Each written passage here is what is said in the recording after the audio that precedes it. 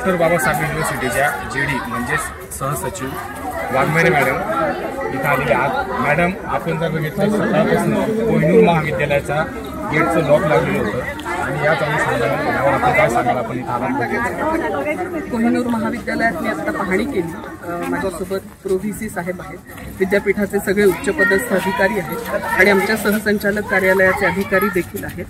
कुठल्याही परिस्थितीत शैक्षणिक कामकाज बंद करता कामा नये असे आदेश आम्ही त्यांना दिलेले आहेत, कारण विद्यापीठात विद्यार्थ्यांच्या परीक्षा जवळ आलेल्या आहेत आणि विद्यार्थ्यांचं शैक्षणिक नुकसान होऊ नये आणि कोहिनूरचा जो प्रश्न आहे त्यामध्ये माननीय महाराष्ट्र शासन जो आदेश देईल तो आपल्याला सगळ्यांना मान्य करावा लागणार आहे।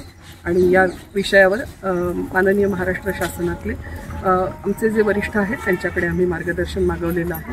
त्यांची जी काही मागणी आहे यांच्या स्टाफची प्रशासक नेमण्याची, तो प्रस्ताव आम्ही अग्रेषित केलेला आहे आणि लवकरच त्याच्यावर आमचे वरिष्ठ निर्णय घेतील। परंतु विद्यार्थ्यांचं शैक्षणिक नुकसान होता कामा नये ही समाजातल्या सगळ्या घटकांची जबाबदारी आहे। पालक असतील किंवा प्राध्यापक असतील किंवा संस्था प्रमुख असतील, विद्यापीठाचं आणि परीक्षांचं जे काही शेड्यूल आहे त्याच्यानुसार विद्यार्थ्यांना शिकू द्या, एवढंच मला म्हणायचं। एकीकडे आपण बघितलं तर जे अध्यक्ष आहे, सचिव आहे, यांना कॉलेजच्या लॉक लावता येतं का?